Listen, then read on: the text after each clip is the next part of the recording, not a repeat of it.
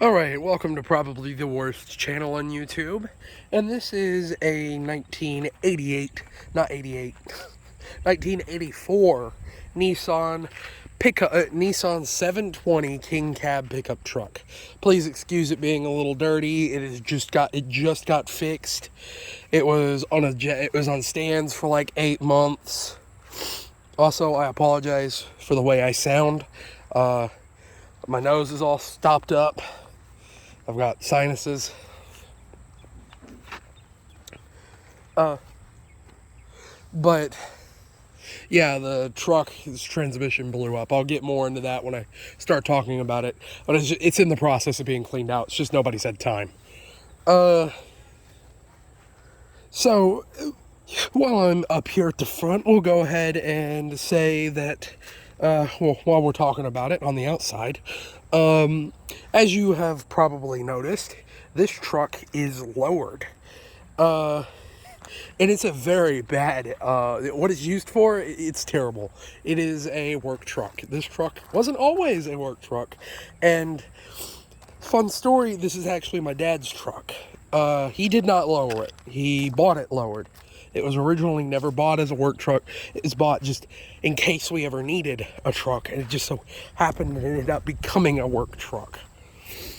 Really the only reason it's used as a work truck is because of the bed, which is really dirty. Again, in the process of being cleaned out. This truck will be clean, but it's still going to be beat up and dirty and rusty and all that because it's just an old truck. And yeah, before you ask, why not just use that Chevy right there? That would be a better work truck than your lowered 4-cylinder. This is not our truck. This was borrowed because this was broken. This is actually my grandpa's truck. Fun story, he bought it brand new in 1994. But the reason it looks like it does is because it was a work truck. He owned a construction company for a little bit. He has since gotten a better, nicer truck, but this is still his truck. It will be returned soon, so it's not long to be here. This is not his truck. But yeah, it was lowered by someone around my age, around 20, 22 years old. Slightly older than I am. They're around my age.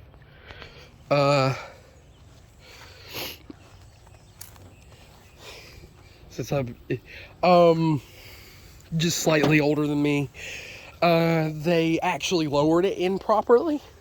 What they did was they took some of the leaves out of the leaf springs in the back and put a block in between the springs on the front and on the rear so that it would lower the suspension. They basically did like the Honda guys would do and cut the springs, except for the springs weren't cut, but it didn't use lowering blocks. They physically put blocks to keep it low. And another fun thing about this truck, this is also the very first year of the Nissan 720. It's a Datsun Nissan. Next year after that, they were not Datsuns. Datsun was gone, or Datsun, or whatever you want to say it. Because before it was the Datsun 720 or Datsun or whatever. Now it's the Nissan 720. And as you have probably noticed, it does not have the original steel wheels on it. It has the alloy wheels off of a Pathfinder.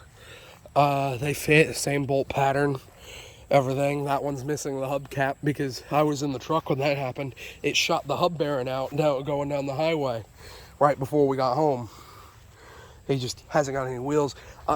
And this truck isn't always going to be a work truck. Eventually, it's going to retire from being a work truck, which honestly it's not good at anyway. But I'm not going to walk over there because I don't feel like removing the tiles to show you. But there is a Chevy V8 underneath that blue tarp with all the tiles to weight it down. That will probably be going in this truck one day. I personally don't like that idea. I think it should be left Japanese. I really don't even think it should be getting a V8. I think it should be getting another 4-cylinder to replace the Z-Nap, which is not a bad motor, as I'm about to show you. It's about to rain. You're going to be sideways for a second. As you can see right here, all iron overhead cam, I believe overhead cam, 8 spark plugs, 4-cylinder. This particular one is on its way out. It's got like 600 something thousand miles on this motor. It is crazy how many miles are on this motor. Of course, we don't know. That's just a guess. The tactometer does not work anymore. Aftermarket knockoff Weber. There's a fun story behind that. When he bought it for as a replacement because the carburetor was starting to go out, and when it finally got time to replace it, he goes to look at it and he's like, wait, this doesn't look like an actual Weber. It was a fake one. He got scammed. He just didn't check it when it first came in. Now, it's been on the truck for years.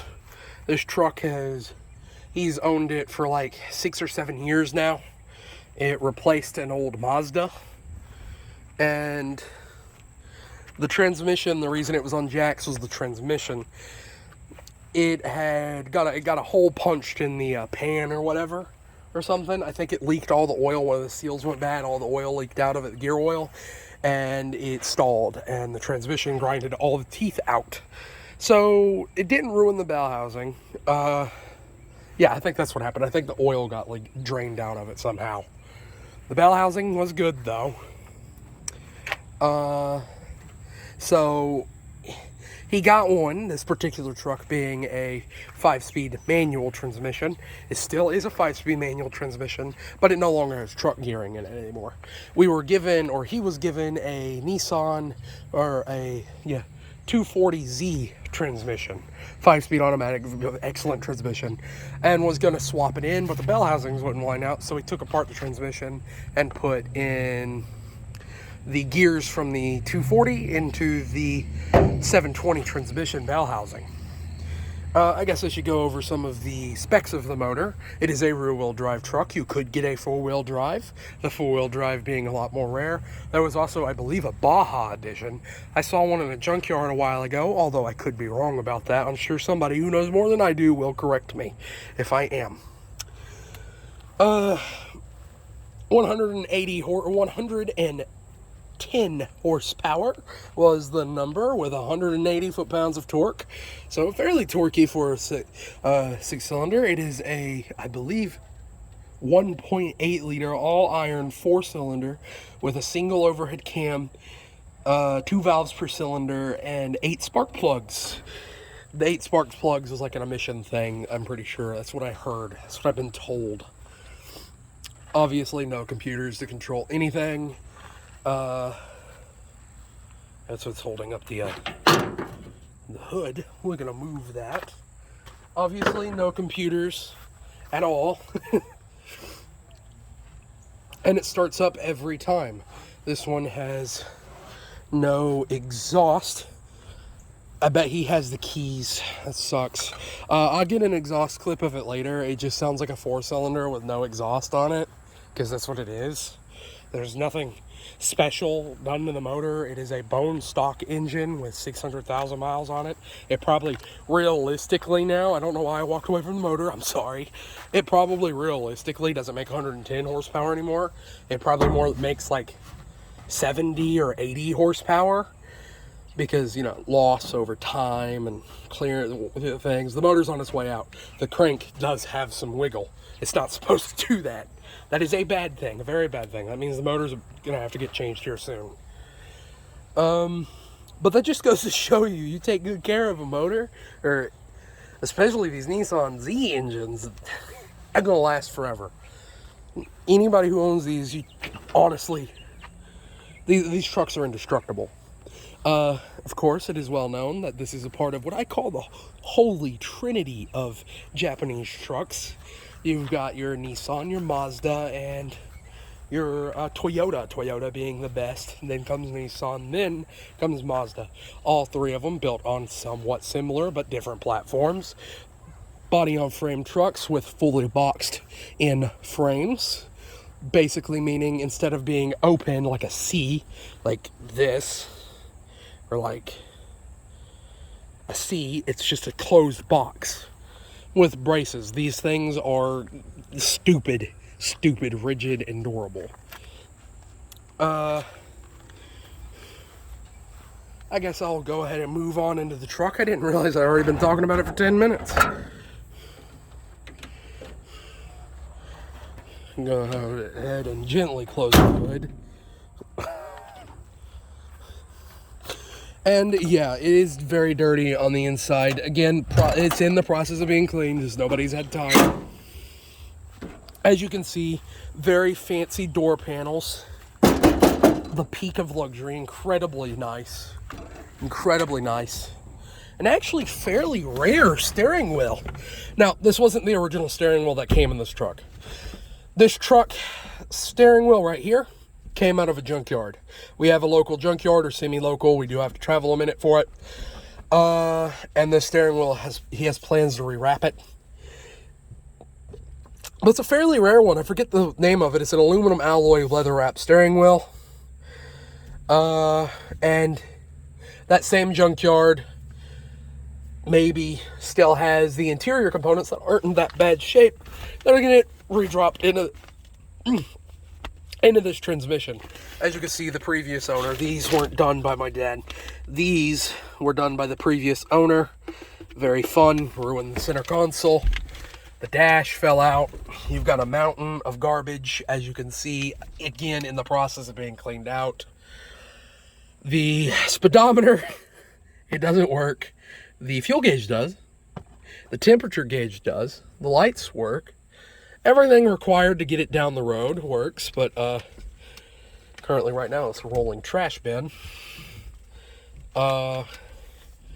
And truthfully, it looks like it's straight out of a junkyard. Honestly, that's what's kind of cool about it.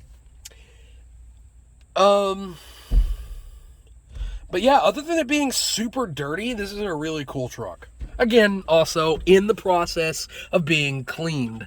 But yeah, as you can see, before the tax stopped, 404,000 miles.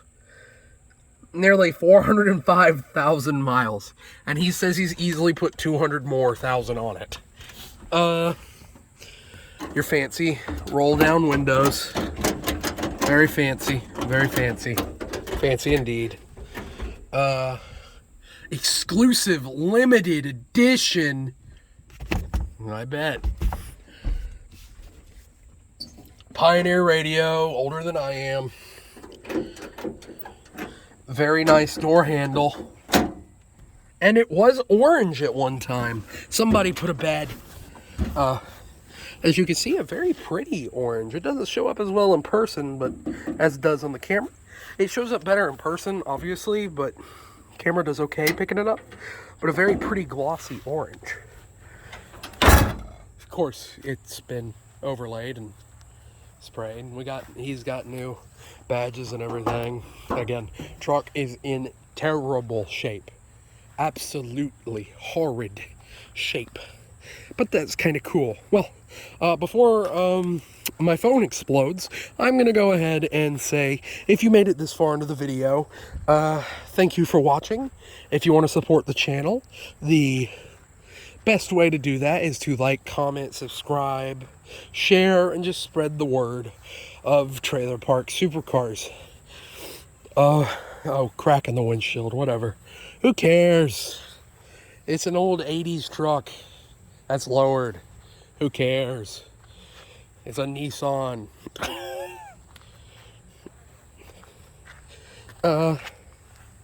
Anyway, thank you, but most importantly, thank you for watching and have a good one.